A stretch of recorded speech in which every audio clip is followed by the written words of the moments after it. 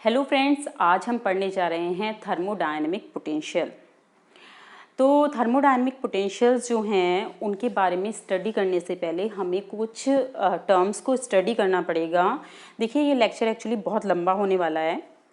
इसको एक ही लेक्चर में कंप्लीट भी नहीं किया जा सकता। थर्मोडायनेमिक पोटेंशियल को हमें अच्छे से समझना है और साथ में ये कहाँ से आए, क्यों इनको इंट्रोड्यूस किया गया, इसको भी समझना है। तो उससे पहले हमें कुछ टर्म्स को समझना पड़ेगा। इन टर्म्स के थ्रू हम थर्मोडायनेमिक पोटेंशियल को आसानी से समझ पाएंगे। अब बाद में हम मैक्सवेल्स थर्मोडायनेमिक रिलेशंस को समझेंगे और उनके एप्लीकेशन को समझेंगे। दैट मीन्स लगभग 4 लेक्चर इस पूरे टॉपिक को कंप्लीट करने में लगेंगे। तो बड़े पेशेंटली आपको ये लेक्चर समझने हैं और उसके बाद आप कह सकते हैं कि हाँ, मुझे मैक्सवेल थर्मोडायनेमिक इक्वेशन अच्छे से आती है और थर्मोडायनेमिक पोटेंशियल के बारे में भी सब कुछ पता है। ओके, तो देखिए, सबसे पहले हम लोग थर्मोडायनेमिक वेरिएबल के बारे में पढ़ेंगे। एक्सटेंसिव एंड इंटेंसिव वेरिएबल क्या होते हैं, परफेक्ट डिफरेंशियल क्या होता है और थर्मोडायनेमिक पोटेंशियल उसके बाद हम लेंगे कि क्या होता है। थर्मोडायनेमिक वेरिएबल क्या होते हैं? कोई भी थर्मोडायनेमिक सिस्टम है, ओके, उसकी स्टेट को कुछ थर्मोडायनेमिक वेरिएबल की हेल्प से आप स्पेसिफाई कर सकते हो। उन थर्मोडायनेमिक वेरिएबल्स का नाम है pressure, volume, temperature, entropy and internal energy. जितने भी मैंने थर्मोडायनेमिक्स के लेक्चर बनाए हैं उसमें आपको ये बताया था कि किसी भी थर्मोडायनेमिक सिस्टम की स्टेट को PVT से असाइन किया जाता है और इस समझाया जा सकता है कि थर्मोडायनेमिक सिस्टम की स्टेट क्या है। बाद में जब मैंने अब सेकेंड लॉ ऑफ थर्मोडायनेमिक्स आपको पढ़ाया तो एक न्यू टर्म एंट्रोपी को ऐड किया, इनके बीच में कोमास हैं, एंट्रोपी को ऐड किया जो कि बहुत ही यूज़फुल थर्मोडायनेमिक वेरिएबल है, क्योंकि इस वेरिएबल एंट्रोपी की हेल्प से आप कोई भी प्रोसेस हो सकता है या नहीं उसके बारे में पता लगा सकते हैं। क्योंकि सेकेंड लॉ ऑफ थर्मोडायनेमिक्स कहता है कि entropy of the system plus entropy of surrounding, change in entropy of system, change in entropy of surrounding is always greater than equal to 0। अगर कोई प्रोसेस हो रहा है, अगर सिस्टम प्लस सराउंडिंग की एंट्रोपी का चेंज हमेशा 0 रहेगा फॉर रिवर्सिबल प्रोसेस, और अगर सिस्टम प्लस सराउंडिंग की एंट्रोपी का चेंज पॉजिटिव है दैट मीन्स कि इरिवर्सिबल प्रोसेस है, स्पॉन्टेनियस प्रोसेस है। और अगर ये एडिशन निगेटिव आता है दैट मीन्स कि वो प्रोसेस पॉसिबल नहीं है, नेचर में वो प्रोसेस नहीं हो सकता है। दैट मीन्स कि एंट्रोपी जो कि एक स्टेट वेरिएबल है, ये बहुत इंपॉर्टेंट चीज़ को बताता है। ठीक है, तो ये जो 5 वेरिएबल हैं ये आपके थर्मोडायनेमिक वेरिएबल्स हैं और ये सारे के सारे स्टेट वेरिएबल्स हैं। स्टेट वेरिएबल्स मैंने आपको फ्रेंड्स बहुत अच्छे से एक्सप्लेन कर रखा है कि अगर कोई थर्मोडायनेमिक सिस्टम किसी स्टेट में है, ओके, और यहाँ पे इसके प्रेशर, वॉल्यूम, टेम्परेचर, एंट्रोपी और इंटरनल एनर्जी ये सब असाइन कर रखे हैं और आपने कोई थर्मोडायनेमिक प्रोसेस लगा के इसको इस स्टेट में पहुँचाया और इसके correspond P dash, V dash, T dash, U dash, S dash इनके थर्मोडायनेमिक वेरिएबल की वैल्यूज़ हो गई हैं। तो आप प्रोसेस को किसी भी तरीके से कर ले तो इस बात के ऊपर इनकी वैल्यू डिपेंड नहीं करती है, क्योंकि ये स्टेट वेरिएबल हैं तो हमेशा इनकी वैल्यू इस स्टेट में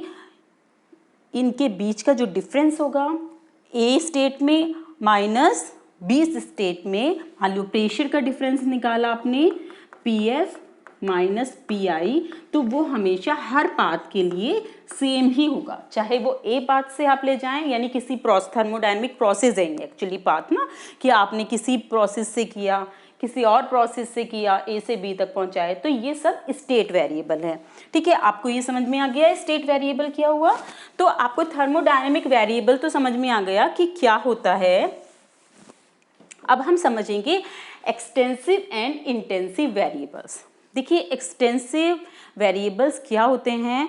वो वेरिएबल, ये वो पैरामीटर होते हैं, मैक्रोस्कोपिक पैरामीटर, जो किसी भी सिस्टम के साइज और मास इन दोनों के ऊपर डिपेंडेंट होते हैं। ओके, वो सब एक्सटेंसिव पैरामीटर हैं। फॉर एग्जांपल जैसे वॉल्यूम है, एंट्रोपी है, ठीक है, और मास, एनर्जी, इंटरनल एनर्जी या कोई भी एनर्जी हो, और इस तरह से जो भी बहुत सारे हो सकते हैं वेरिएबल, ये सारे वेरिएबल एक्सटेंसिव हैं। एक्सटेंसिव मीन्स अभी मैंने आपको बताया कि इनकी जो वैल्यू है सिस्टम के मास और साइज के ऊपर डिपेंड करती है। मान लीजिए अगर आप वॉल्यूम की ही बात करें तो सिस्टम का वॉल्यूम जो होगा, टोटल वॉल्यूम, ये पैरामीटर अगर लिया जाए तो वो V1 + V2 हर पार्ट के वॉल्यूम के सम के इक्वल होगा। ठीक है, आपने किसी वॉल्यूम को डिवाइड कर दिया छोटे छोटे पार्ट्स में, ठीक है, तो टोटल सिस्टम का जो वॉल्यूम होगा वो V1 + V2 इसको देगा। ऐसे ही एंट्रोपी अगर इसकी S1 है, S2 है, S3 है, S4 ऐसे असाइन कर रखी है तो total entropy S1 + S2 + S3 इस तरीके से दी जाती है। तो इसका मतलब जितनी भी एक्सटेंसिव प्रॉपर्टीज होती हैं सिस्टम की, तो ये सब एडिटिव लॉ को फॉलो करती हैं। ओके, तो आपको पता चल गया है कि जैसे वॉल्यूम, एंट्रोपी, मास और इंटरनल एनर्जी और बहुत सारी ऐसी होती हैं जो एक्सटेंसिव है। इंटेंसिव प्रॉपर्टी वेरिएबल कौन से होते हैं? वो पैरामीटर जो किसी सिस्टम के साइज और मास के ऊपर डिपेंडेंट नहीं होते। फॉर एग्जांपल जैसे प्रेशर है, ठीक है, टेम्परेचर, डेंसिटी और विस्कोसिटी, रिफ्रैक्टिव इंडेक्स, ठीक है। तो जितने भी ये सब क्वांटिटी हैं, ये सब किसी भी सिस्टम के मास और साइज के ऊपर डिपेंडेंट नहीं होते हैं। इसका एग्जांपल ऐसे ले सकते हैं, जैसे टेम्परेचर के लिए आपने एक रोड ली है और इस रोड का टेम्परेचर यूनिफॉर्म टेम्परेचर है। ये सब जो वेरिएबल हैं वो होमोजीनियस और इक्विलिब्रियम कंडीशन में डिफाइन किए जाते हैं। ओके, सिस्टम आपका होमोजीनियस होना चाहिए और साथ में इक्विलिब्रियम कंडीशन होनी चाहिए। ऐसा ना हो कि टेम्परेचर वेरी करे जा रहा है और मान लो वॉल्यूम इनहोमोजीनियस सिस्टम है, तब उस कंडीशन में ये लॉ फॉलो नहीं होते हैं इन वेरिएबल्स का। अभी हम बात कर रहे हैं होमोजीनियस एंड इक्विलिब्रियम, क्योंकि जितने भी हम लॉ बना रहे हैं, जितने भी हम सिस्टम को स्टडी करते हैं, वो होमोजीनियस सिस्टम को लेके ही करते हैं और साथ में इक्विलिब्रियम कंडीशन में हम उनको स्टडी करते हैं। ठीक है, तो ये आपका एक रोड है, इसका टेम्परेचर मान लिया T टेम्परेचर पर है। तो अगर आप इनको डिवाइड कर देंगे छोटे छोटे पार्ट्स में, तो हर एक पार्ट का टेम्परेचर T ही तो होगा। ठीक है, तो ये एडिटिव प्रॉपर्टी तो नहीं है। तो इस तरह की प्रॉपर्टी इंटेंसिव प्रॉपर्टी है। चाहे आप मास और साइज छोटा भी कर दें तब भी इसकी वैल्यू पे कोई फर्क नहीं पड़ेगा। अगर आप प्रेशर की बात करें तो प्रेशर कैसे डिफाइन होता है? Force per unit area. ठीक है, तो अगर कोई सिस्टम है ये होमोजीनियस है और इक्विलिब्रियम कंडीशन में है, तो आप इस छोटे से पोर्शन में P देखें, यहाँ पूरे पोर्शन में P की वैल्यू देखें, यहाँ इतने से छोटे पोर्शन में पर यूनिट एरिया में P की वैल्यू देखें, तो सब जगह सेम ही होगी और टोटल प्रेशर सबको ऐड करके नहीं निकाला जाता। इसीलिए प्रेशर भी एक इंटेंसिव प्रॉपर्टी है। ये बात अलग है, एक्सटेंसिव प्रॉपर्टी इंटेंसिव प्रॉपर्टी बन सकती है। जैसे कि आप डेंसिटी बताएं, डेंसिटी कौन सी प्रॉपर्टी है? इंटेंसिव प्रॉपर्टी, और इसे डिफाइन किया कैसे किया जाता है? मास पर यूनिट वॉल्यूम, ऐसे ही तो किया जाता है। तो इंटेंसिव प्रॉपर्टी आप दो एक्सटेंसिव प्रॉपर्टीज को यूज करके भी बना सकते हैं। ओके, इन दोनों को, दोनों ये भी एक्सटेंसिव है, ये भी एक्सटेंसिव है और ये इंटेंसिव प्रॉपर्टी है। तो ये तो एग्जांपल हो गया इसका। तो आपने ये समझ लिया कि थर्मोडायनेमिक वेरिएबल क्या है, इंटेंसिव प्रॉपर्टी क्या है और एक्सटेंसिव प्रॉपर्टी क्या है। अब हमारा मेन जो मकसद है,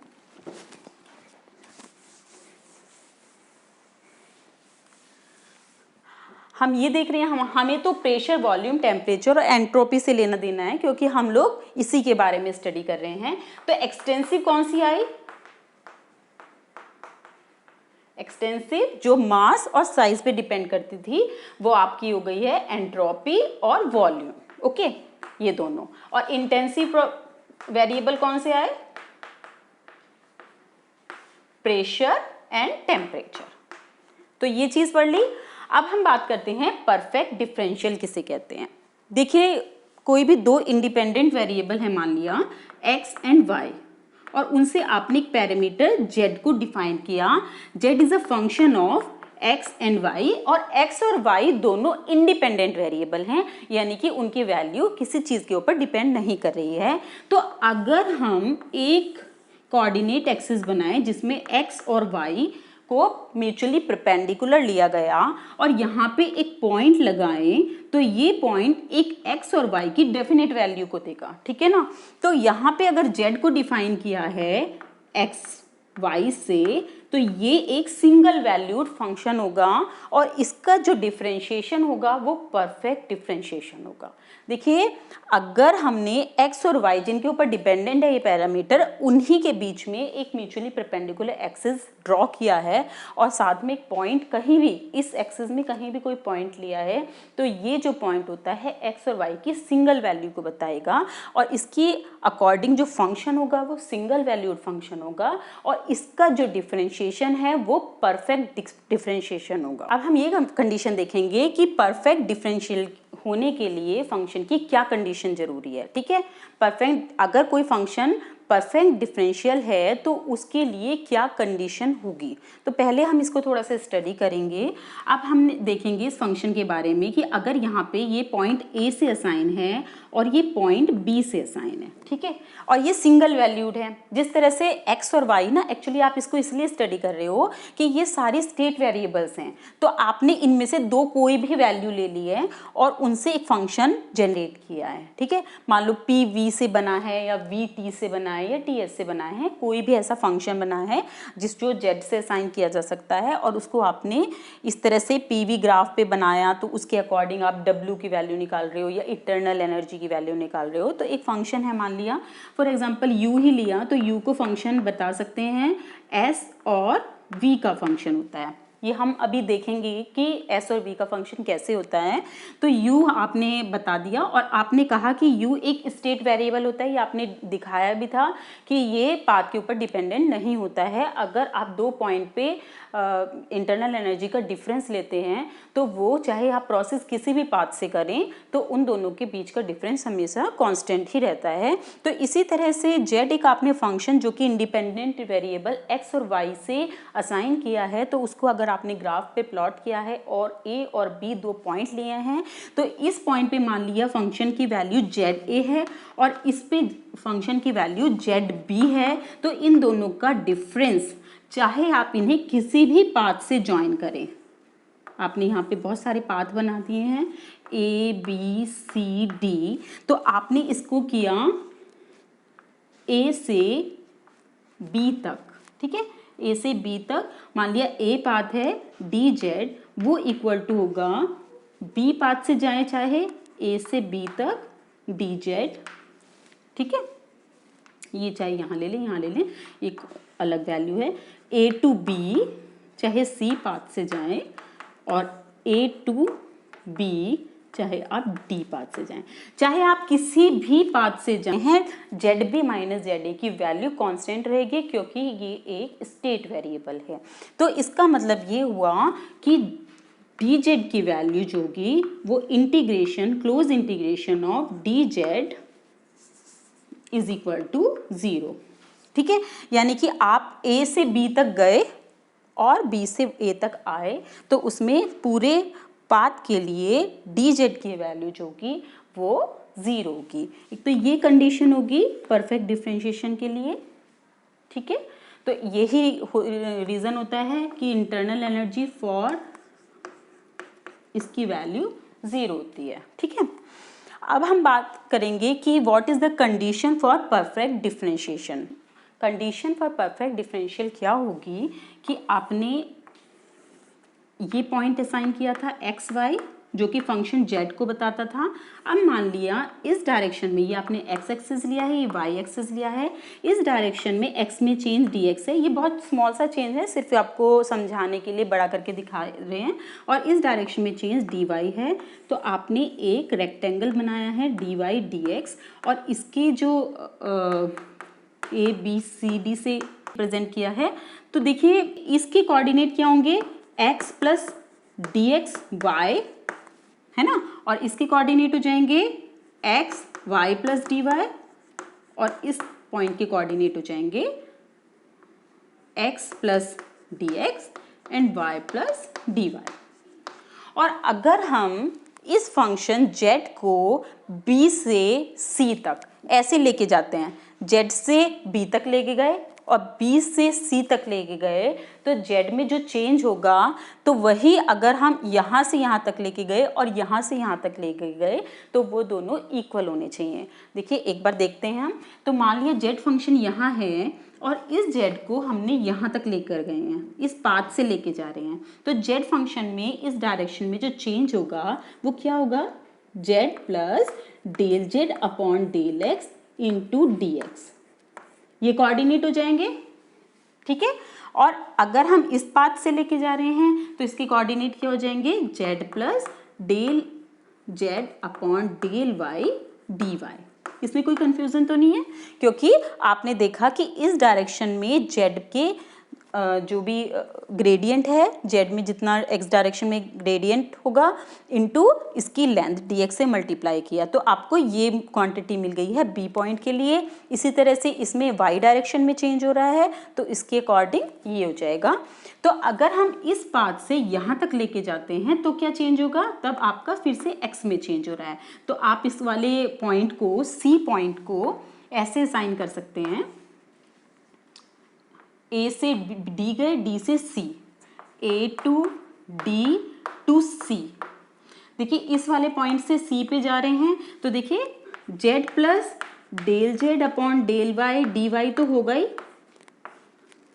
plus del upon del y del x z plus del z upon del y D Y into D x. ये चीज़ समझ में आ रही है आपको? जिस तरह से आपने यहाँ से यहाँ ले गए, z में ऐड किया है ये, तो उसी तरीके से आपने यहाँ पे लिया, z में ऐड किया है ये, तो ये आपका फंक्शन हो गया। और इसमें अब x में चेंज हो रहा है तो इसको आप सेम लेंगे, फिर इसमें डेल अपॉन डेल एक्स करेंगे, ये फंक्शन ऊपर ये वाला फंक्शन है, इनटू डी एक्स करेंगे क्योंकि x लेंथ में चेंज हो रहा है। इसी तरह से पॉइंट C के coordinate from A to B to C कितना होगा, C के कोऑर्डिनेट क्या हो जाएंगे, अगर आप इस डायरेक्शन से जाएंगे तो z plus del z upon del x d x plus del upon del y में चेंज होगा, z plus del upon del x of d x into d y. I think clear होगा ये आपको, क्योंकि आप जब भी एक कोऑर्डिनेट से दूसरे में जाते हैं तो अगर हम फंक्शन के टर्म्स में लेते हैं, वो आपने मैकेनिक्स में भी किया होगा जब आप डाइवर्जेंस कर्ल पढ़ रहे होंगे, तब z का इस डायरेक्शन में जब चेंज निकालते हैं तो del z upon del x, क्योंकि इस डायरेक्शन में पहले इसमें कितना चेंज हुआ इनटू इसकी लेंथ से मल्टीप्लाई करते हैं। तो हमने ये दोनों कोऑर्डिनेट निकाले और अगर ये फंक्शन परफेक्ट डिफरेंशियल है तो इन दोनों कोऑर्डिनेट की वैल्यू सेम होगी। तो अब आपका काम है कि इन दोनों को इक्वल रखना है और कंडीशन निकालनी है कि क्या कंडीशन निकलेगी परफेक्ट डिफरेंशिएशन की। मैं आपको सीधे रिजल्ट लिख के दिखा देती हूँ। इन दोनों को इक्वल रखने के बाद आपके पास कंडीशन आएगी del upon del x del z upon del y is equal to del upon del y del z upon del x. ये सिंपल सी कंडीशन आ जाएगी। तो ये आपको ध्यान रखनी है, आगे यूज़ भी होगी थर्मोडायनेमिक पोटेंशियल में कि कोई भी डिफरेंशिएशन अगर परफेक्ट डिफरेंशिएशन है तो उसके लिए ये कंडीशन होती है। और ये जेड एक्स और वाई का फंक्शन है इसमें, ये आपको ध्यान रखना है, ठीक है। तो यहाँ पे जेड हम फंक्शन लेंगे जैसे इंटरनल एनर्जी लेंगे, और जब हम एंथैल्पी और गिब्स फ्री एनर्जी और हेल्महोल्ट्ज़ फंक्शन पढ़ लेंगे तब हम ये जेड है उसको उसी के अकॉर्डिंग लेंगे। और एक्स वाई कोऑर्डिनेट आपके इंटेंसिव और एक्सटेंसिव वेरिएबल PVTS में से कोई होगा, ठीक है। तो इसीलिए वहां पे आपको यूज आएगी ये वाली वैल्यू। तो अब आप परफेक्ट डिफरेंशिएशन पढ़ चुके हैं, आपको एक इम्परफेक्ट डिफरेंशिएशन का भी एग्जांपल दे देते हैं। जैसे W वर्क डन जो होता है वो पाथ के ऊपर डिपेंडेंट होता है, आपने पढ़ा है। तो ये इम्परफेक्ट डिफरेंशिएशन है, उसको ऐसे एक्सप्रेस नहीं किया जा सकता है। और Q हीट भी इम्परफेक्ट डिफरेंशिएशन है, क्योंकि फर्स्ट लॉ ऑफ थर्मोडायनेमिक्स के according dQ is equal to du plus dW था। तो जिसमें U तो आपका एक परफेक्ट डिफरेंशिएशन है क्योंकि ये स्टेट वेरिएबल है, W आपका इम्परफेक्ट डिफरेंशिएशन है क्योंकि ये पाथ के ऊपर डिपेंडेंट है, तो इन दोनों के एडिशन से जो ये Q निकल के आता है ये भी इम्परफेक्ट डिफरेंशिएशन निकल के आता है। ठीक है, तो इसके एग्जाम्पल भी आपको पता चल गए। अब हम आ जाते हैं थर्मोडायनेमिक पोटेंशियल पे। चलिए अब बात करते हैं थर्मोडायनेमिक पोटेंशियल के बारे में। देखिए थर्मोडायनेमिक पोटेंशियल जो होती हैं किसी भी थर्मोडायनेमिक सिस्टम की स्टेट को डिफाइन करती है, यानी कि अगर किसी भी थर्मोडायनेमिक सिस्टम की स्टेट को बताना है तो थर्मोडायनेमिक पोटेंशियल की हेल्प से उसकी स्टेट को और इक्वेशन ऑफ स्टेट जो होगी सिस्टम की, उन दोनों की हेल्प से आप पूरे सिस्टम को अच्छे से डिस्क्राइब कर सकते हैं। तो उनमें से मेन जो है थर्मोडायनेमिक पोटेंशियल में मेन जो है वो इंटरनल एनर्जी है। इंटरनल एनर्जी आपको पता है यू से डिनोट करते हैं। तो यू जो होता है वो function of s and v का होता है। ठीक है, वॉल्यूम और एंट्रोपी का फंक्शन है। देखिए किस तरह से, फर्स्ट लॉ थर्मोडायनेमिक्स के according D Q is equal to D U plus D W होता है और D U is equal to D Q minus D W. Second law of thermodynamics से D Q is equal to T D S होता है और इसको आप लिख सकते हैं टी डी एस और डी डब्ल्यू को पी डी वी। तो ये चेंज इन इंटरनल एनर्जी है किसी सिस्टम की, उसके लिए फॉर्मूला है जो कि आप देख रहे हो S और V के ऊपर डिपेंडेंट है। अगर आप S कांस्टेंट रखते हैं और V कांस्टेंट रखते हैं तब उस कंडीशन में du की वैल्यू 0 आएगी। ओके, जब आप S कांस्टेंट रखेंगे तो ये 0 हो जाएगा, V कांस्टेंट रखेंगे तो ये 0 हो जाएगा और du इज इक्वल टू 0 हो जाएगी, जो कि मिनिमम इंटरनल एनर्जी को बताएगी। दो स्टेट में चेंज इन इंटरनल एनर्जी 0 बताएगी, जो कि एक स्टेबल स्टेट को बताती है। तो इसका मतलब ये है कि U जो है वो S और V का फंक्शन है। ठीक है, लेकिन एंट्रोपी आपको पता है कि एंट्रोपी को कंट्रोल करना कितना मुश्किल है। V को तो आप कंट्रोल कर सकते हैं लेकिन एंट्रोपी को कंट्रोल नहीं कर सकते हैं। ये तो ऑटोमेटिकली चेंज होती है। आप प्रेशर को कंट्रोल कर सकते हैं, टेम्परेचर को कर सकते हैं, वॉल्यूम को भी एक बार कंट्रोल कर सकते हैं, लेकिन एंट्रोपी आपके कंट्रोल में नहीं होती है। तो हमें इस तरह का कोई पोटेंशियल चाहिए जो एंट्रोपी के ऊपर डिपेंडेंट ना हो। अगर इस तरह का आपको एक पोटेंशियल मिल जाए तो आप उससे इजीली किसी भी सिस्टम की स्टेट को डिफाइन कर सकते हैं। इक्विलिब्रियम कंडीशन में क्या पॉसिबल है सिस्टम की स्टेट, तो वो चीज़ आप निकाल सकते हैं। तो इसीलिए इंटरनल एनर्जी को लीजेंड्रे ट्रांसफॉर्मेशन से ट्रांसफॉर्म किया गया और इंटरनल एनर्जी के टर्म्स में 3 और पोटेंशियल को बताया गया, जिसमें एक है हेल्महोल्ट्ज़ फ्री एनर्जी, सेकंड है एंथैल्पी, थर्ड है गिब्स फ्री एनर्जी और साथ में इंटरनल एनर्जी। ये चारों पोटेंशियल थर्मोडायनेमिक पोटेंशियल होते हैं जो कि इंटरनल एनर्जी से ही ड्राइव किए जाते हैं लीजेंड्रे पॉलिनोमियल से। आपको ये पता चल गया है कि internal energy U, V and S का फंक्शन है और क्योंकि एंट्रोपी को कंट्रोल नहीं किया जा सकता है इसीलिए इसमें ट्रांसफॉर्मेशन की ज़रूरत पड़ी, जिससे आपको कुछ और पोटेंशियल मिल जाए जिससे आप किसी भी सिस्टम की स्टेट को निकाल सकें। अब बात आती है कि जो पोटेंशियल होती है वो क्या होता है। देखिए मैकेनिक्स में आपने पढ़ा था कि अगर किसी भी सिस्टम का पोटेंशियल मिनिमम होता है तो मैकेनिक्स में वो इक्विलिब्रियम कंडीशन को बताती है या आप बताते हैं स्टेबल स्टेट को बताती है। इसी तरह थर्मोडायनेमिक्स में इंटरनल एनर्जी जब मिनिमम होती है वो इक्विलिब्रियम या फिर स्टेबल स्टेट को बताती है। तो इसी तरह से ये जो ड्राइव किए हैं पोटेंशियल, जब ये मिनिमम स्टेट में होंगे, जब इनकी मिनिमम वैल्यू होगी, तब उस कंडीशन में ये किसको बताएंगे, स्टेबल स्टेट को बताएंगे। तो ये सारे जितने भी फंक्शन हैं ये परफेक्ट डिफरेंशियल फंक्शन हैं। तो अभी हम इसीलिए हमने ये पढ़ा था, जब हम मैक्सवेल के लॉ ड्राइव करेंगे तब हमें उसकी ज़रूरत पड़ेगी और तब आपको ये चीज़ ध्यान रखनी है क्योंकि ये परफेक्ट डिफरेंशिएशन है। इसीलिए हम ये वाली कंडीशन जो हमने ड्राइव की है परफेक्ट डिफरेंशियल के लिए उसको अप्लाई करेंगे। साथ में हमने इंटेंसिव और एक्सटेंसिव वेरिएबल इसलिए पढ़े हैं क्योंकि SV एक्सटेंसिव है और इंटेंसिव PT जो है वो इंटेंसिव वेरिएबल हैं। और हम इस तरह से इन पोटेंशियल को ड्राइव करते हैं जिसमें एक एक्सटेंसिव और एक इंटेंसिव वेरिएबल को कंसीडर किया जाता है। यानी कि हम इस तरह से करेंगे कि SP,